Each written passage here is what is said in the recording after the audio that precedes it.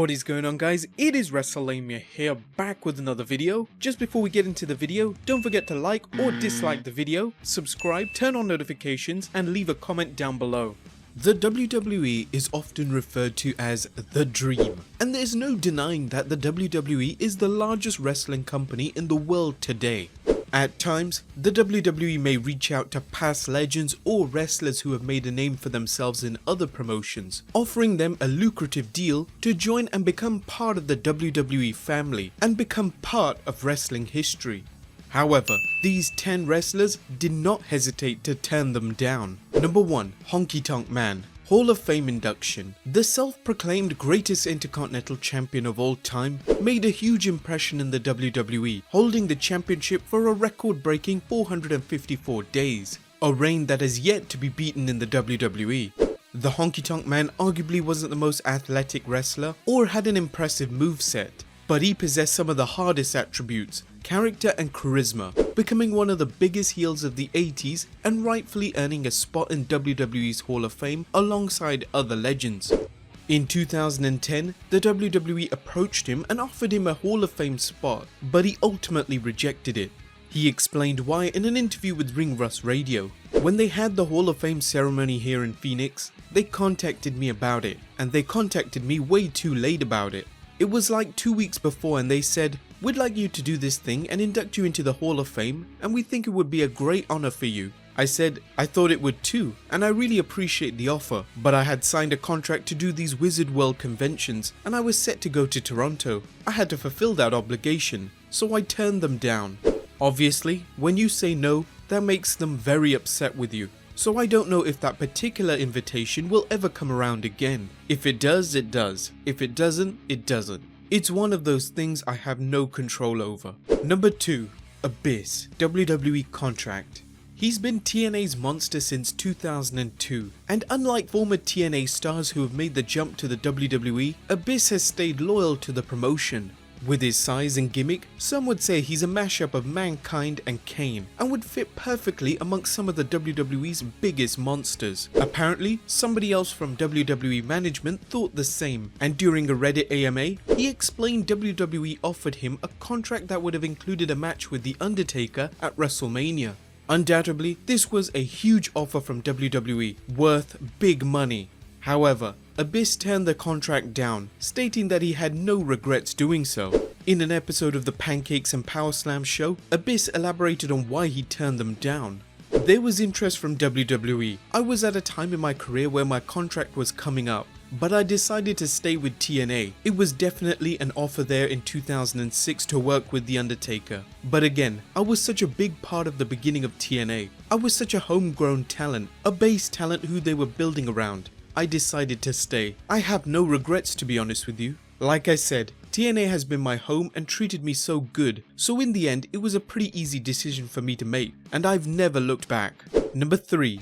Kenny Omega, WWE Contract. Earlier this year, rumors flooded the wrestling community when it was reported Kenny Omega's New Japan Pro Wrestling contract was expiring and he was weighing his options to stay with New Japan or make a huge move to signing with the WWE. Ultimately, Omega re-signed a contract with New Japan. But this wasn't the first time WWE put an offer on the table. In fact, they have done so 3 times, with Omega rejecting all of them. Many have speculated Omega is still unhappy with how the WWE treated him during his developmental stint in 2006 working for Deep South Wrestling. However, Omega has moved on from this and feels it's not about the money that would persuade his decision. Omega has more of a concern of what they would do to his character and limit his creative freedom. Number 4. Nikita Koloff, WWE Contract. The Russian Nightmare was a monster heel in Jim Crockett Promotions, terrorizing babyfaces alongside his uncle Ivan Koloff as NWA World Tag Team Champion and later in singles action as US Champion. Rumors persisted the WWE considered bringing Nikita in to face Hulk Hogan at WrestleMania 2 as an evil Russian vs American hero main event, which would have been a huge draw, but Nikita has refuted this rumor in a podcast. The closest Nikita ever came to considering the WWE was when his friend Barry Darsow, aka Smash, joined the company in 1987. While it's not confirmed he would have formed Demolition with him, Nikita turned down the offer, remaining loyal to Jim Crockett Promotions. The WWE never gave Nikita an offer after that.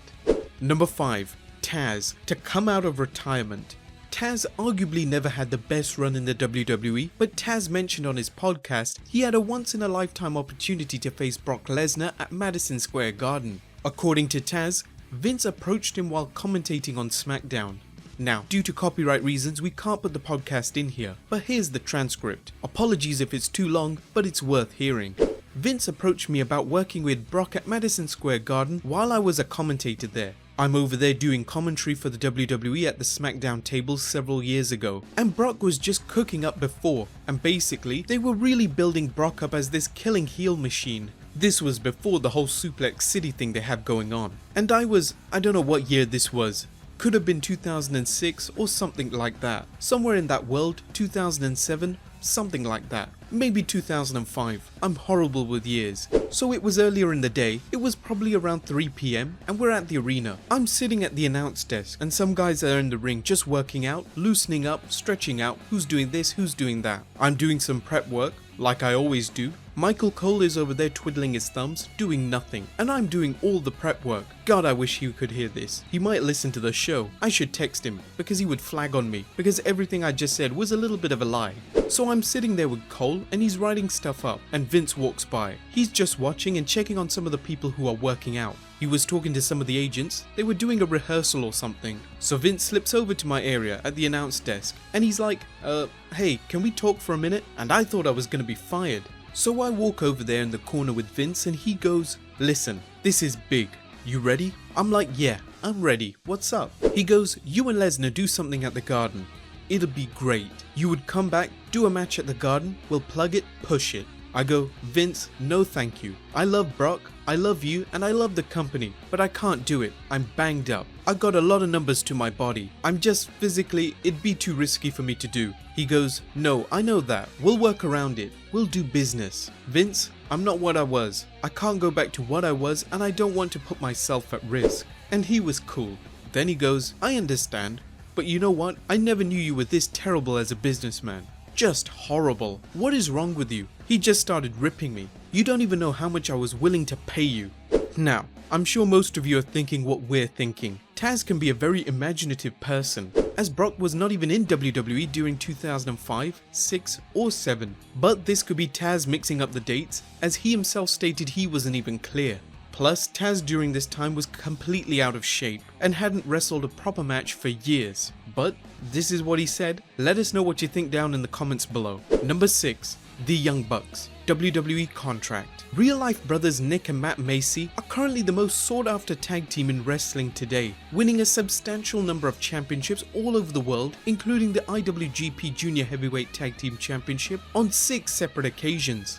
Despite having a few appearances in WWE, one as a cameo of DX, the brothers claim to have zero desire to join the WWE, stating they make more money as independent wrestlers. Recently, however, the Young Bucks were contacted by WWE and 2K Games, but not to be included as playable wrestlers in the new game, but to do motion capture work, as 2K witnessed a substantial number of players wanting to create the team and insert the team's signature moves into the game.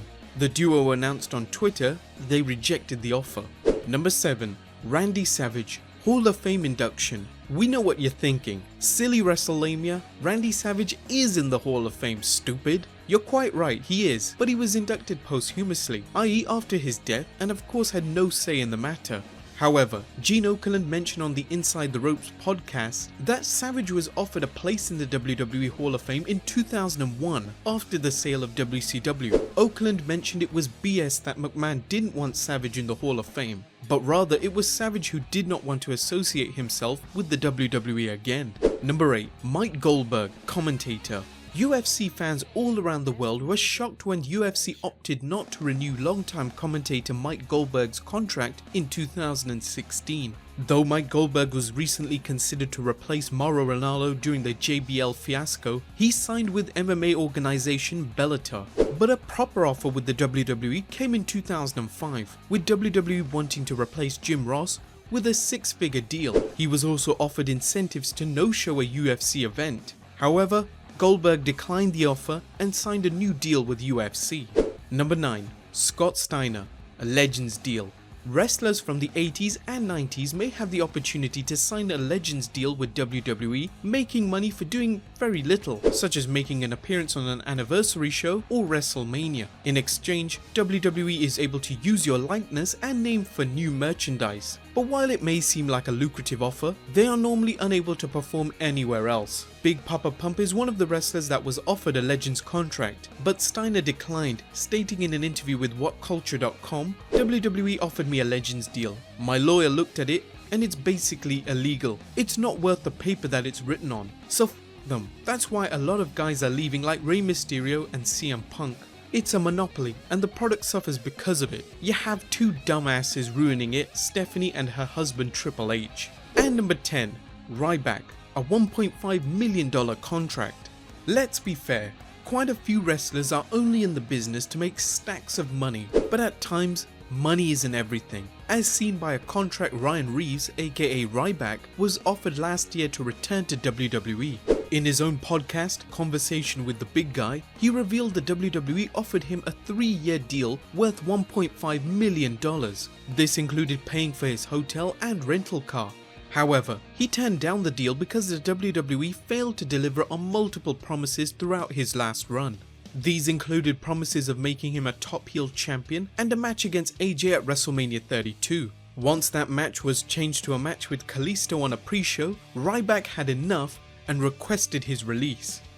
Well guys, there you have it. 10 wrestlers who turned down big money offers by the WWE. Let us know what you think of the video in the comments down below, and I'll see you next time with some more wrestling content.